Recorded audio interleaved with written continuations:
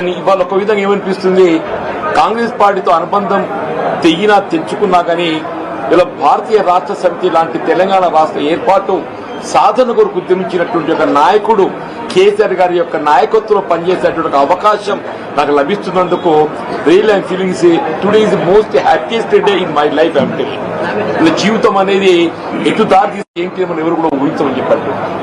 ఉమ్మడి కరీంనగర్ జిల్లానే కాదు, తెలంగాణ రాష్ట్రం యావత్తులో కూడా జీవన్ రెడ్డి లాంటి ఒక నాయకుడు కాంగ్రెస్ పార్టీ నుండి దూరం అవుతారని చెప్పి ఎవరు కూడా ఊహించలేని చెప్పండి.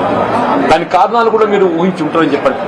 గత 20 మాసాలకి నేను ఏదైతే అంటే ఎదుర్కొంటున్నటువంటి ఒక మానసిక క్షోభ, రాజకీయ పరిస్థితులు అన్ని కూడా తట్టుకొని నిలబడ్డని చెప్పండి.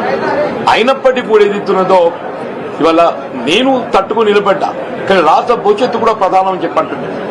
వీళ్ళ ఆనాడు ఏదైతే 2023 సాధారణ శాసనసభ ఎన్నికల్లో ఒక్కరికొకరు ఏముంటుందంటే ఇంకా మెరుగైన పాలన కావాలి, ఇంకా మాకేదో భవిష్యత్తు కావాలనుకుంటాం.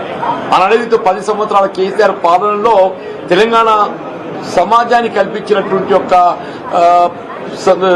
పరిష్కారాలు ఏదైతుందో, అభివృద్ధి ఉందో, ఇంకా మెరుగైన పాలన కావాలని చెప్పి కాంగ్రెస్ పార్టీ మరి మీరు పేర్కొనడం జరిగిందో దాన్ని ప్రజలు ఆకర్షితులైంది.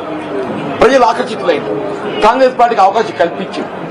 కానీ రియల్లీ ఏదైతుందో నా అనుభవం చెప్పంటుంది. I have seen N T Rama Rao గారి ప్రభుత్వం చూసా, నేను తదుపరి చెన్నారెడ్డి గారి ప్రభుత్వం చూసా, విజయభాస్కర్ గారి ప్రభుత్వం చూసా, రాజశేఖర్ గారి ప్రభుత్వం చూసా, చంద్రబాబు నాయుడు గారి ప్రభుత్వం చూసా, కేసీఆర్ గారి ప్రభుత్వం చూసా నేను.